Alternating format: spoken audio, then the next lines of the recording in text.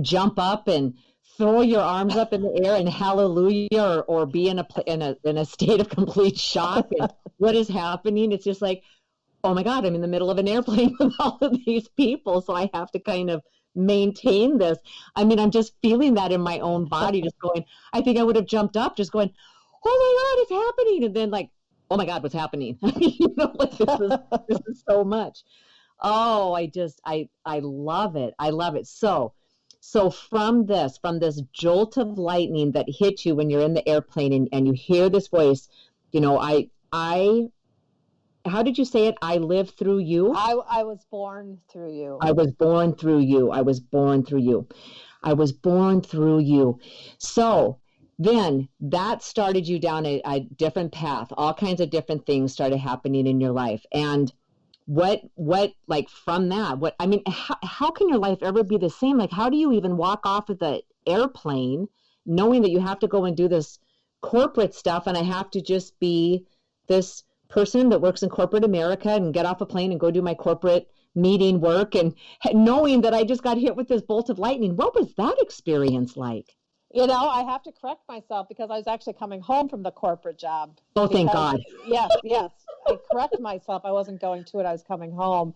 And, well, first of all, when this happened, I opened my eyes and I looked around because I thought, do people think I'm having a seizure? But right. I really felt my body just going totally out of control. And I look around and everybody's just sitting there reading and, having their snacks, and no one's paying any attention to me. And I'm thinking, wow. Okay. So this was just within me. When I got off the plane, my daughter was waiting for me. And I've always been the strong matriarch of the family, always very solid and very grounded. And my kids just always viewed me in that way. I got off the plane and I just started sobbing. Oh. And we were waiting for my luggage, and I just said, Brittany, you won't believe what just happened to me. Now, we would have never talked about something like that, but I was just like crying and tearfully just sharing with her, and she just sat and listened. No judgment, just sat and listened with such total love. Oh. And it was just so beautiful, and that helped me get my act together so I could, function, because I just needed to share it with someone at that time. Yeah. Wow. And then how old was Brittany at the time when you were telling her? Oh, gosh. I'm saying she was probably late 20s. Okay. And was she very spiritual? I mean, how did that land on her? Was it like, oh, Mom, you're losing it? Or, wow, this is so cool. Let's sit down and talk about this more.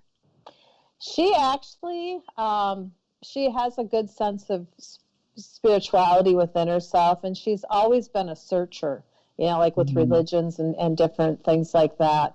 But no, she just held the space for me, and that's who she is. She's the one that quietly holds the space. She's a beautiful empath and holds the space for people. So that's what she did, is just held the space and allowed me to just pour my soul out. And I was so thankful it was her, because I wasn't going to get judged, or I wasn't going to have people ask me questions that I might not be able to respond to at that point.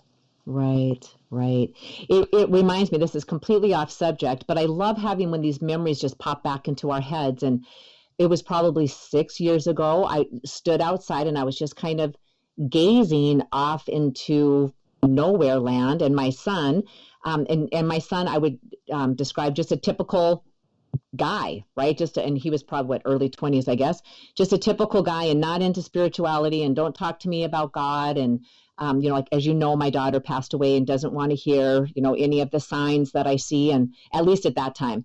Mm-hmm. And he said, like, you look like you're in deep thought. What's happening? And I said, I hate to even say this to you because I think you're going to think that I'm crazy, but I swear I have been in this moment before, but I don't mean standing here on the step. There's something in the sky. I recognize something in the sky, and this feeling like a past life, Tommy. And he was just like, oh, that's cool. I've had that kind of stuff. Do you think it's real? And it was like, whoa. So that opened up a door for us, because he wasn't this empath, quiet one that I could say these kinds of things to, but I forgot all about that till you brought this up with your daughter. And it's just like, oh my gosh, that deeper connection just from having this conversation with you. a deeper connection with my son. This is what I love about life, how we constantly deepen our connections just by having connections with other people. It's so beautiful. Oh, that's so beautiful. So beautiful. Love it.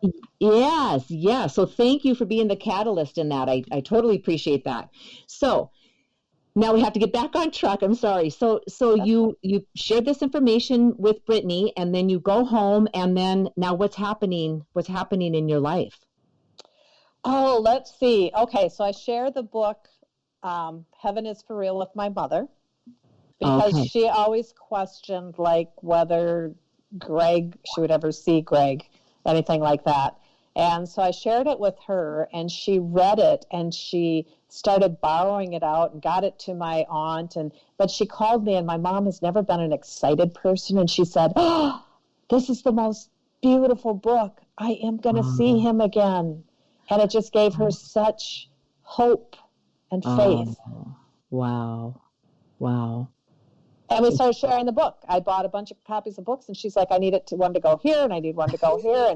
And so there's a whole long story behind that, all the synchronicities of all the people that we shared it with. But that was kind of the impetus for me to write that first book that was our family's journey, so to speak. Wow, so beautiful. I swear it's just, I always see, I don't think that God is a person, but when I think in these terms, it just makes it easier.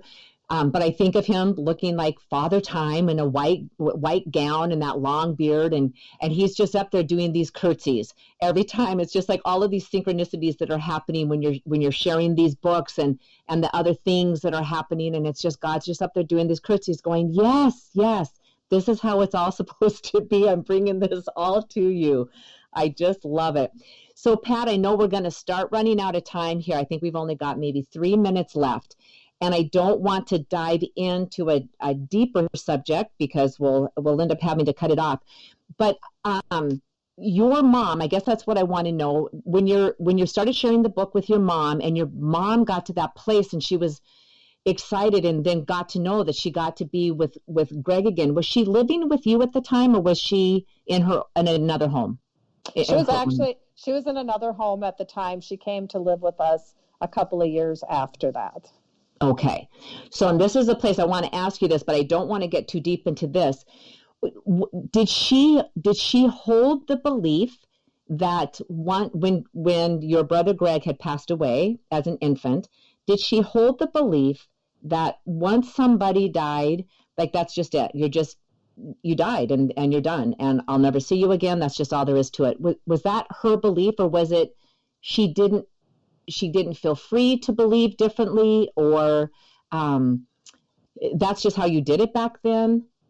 I think it's a couple of different things. One, that's just how you did it back then. You didn't talk about it. You just buried it, soldier up and take care of it. But the other thing was, he was a baby. He was 4 months old. And she, in her Catholicism, she was worried that he was in limbo. Oh. Yeah. Okay. Wow. All right. So we have a lot to talk about, and I just don't want to get into that. So I'm going to, we're going to wrap up this part one, and with your blessings, I would love to have you come back so we can continue this conversation and go into part two. Are you willing to do that with me? Absolutely. I would love to. Oh, fabulous. Thank you so much. So before we get off the air, I want to let the listeners know that you graciously have a link to a free ebook, and that will be on the website and in the show notes. So people, if they're driving or walking and they're not able to write it down, I have that link, and it will be right there in the show notes. So all you have to do is click that, and you can go in and read this book. And I've been reading, I have a hard copy, and I've been reading this book, and this is the book. I believe that link for that book is How Do I Survive? 7 Steps to Living After Child Loss, correct? I think correct. I'm doing this correct. Okay. Yep. All right. Yep. After a while, I get too many papers and too many notes. It's like, I think I'm doing that right. Yes, which is a fabulous book, which is an absolutely fabulous book. And I want to talk about that book and your mom and so many other things. So the link will be in the show notes, how to contact Pat, because obviously she does a lot of work with people that are in the going through the grieving process. All of that information will be in the show notes. So we will get that to you for sure. And I suppose if somebody just wanted to send an email right now and didn't have the time to look at a show note, what would be the best email to send a quick note to you to? Whatever I just said, I don't know how that came out. Okay. How could somebody contact you super easy, just on the fly? Pat Sheveland at msn.com. Perfect. And again, that will all be in the show notes, so no worries about that. So Pat, thank you so much. And we will be back to pick this up. There's so much to get into. And for the listeners, please join us in for part 2 so you get to hear Pat's story with her mother and the book and everything else that has taken place. So much gratitude to you. And for all the listeners, beautiful day, blessings to you, a beautiful week, and we'll see you back here next week. Bye-bye for now. Thank you for spending time with us today. Please go to nadahogan.com for show notes and other information you can use right away. If you like what you heard here, please subscribe to our show and don't forget to rate and review right there on Apple Podcasts, Stitcher, Google Play, or wherever you get your shows. And don't forget to tell your friends about it. We'll see you next week.